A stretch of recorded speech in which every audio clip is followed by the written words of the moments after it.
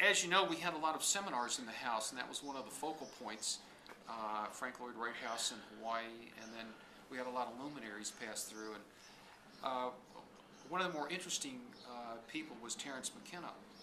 And in the conversations one day, Terence said, "Well, one of the things you have to remember is that culture is your enemy."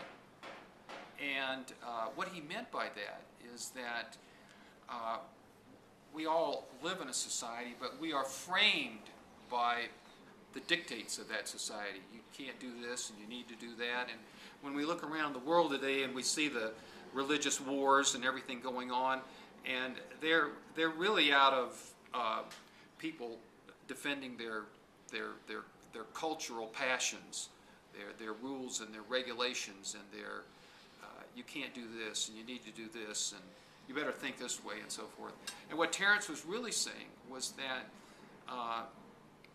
when you let these restrictions start taking place, they become your enemy, and they no longer allow you to think creatively or to think in a free way. Now, obviously, it doesn't mean that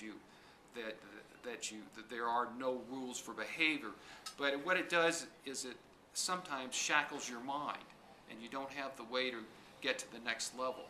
And I hadn't really thought about that, but once I got involved in this whole project, I realized that that's what he was really talking about, that in order to have the freedom,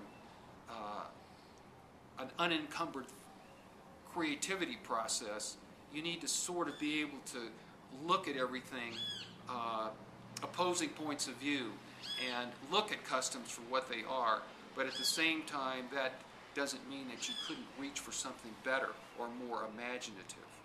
And sometimes our ways of being inhibit us from doing that.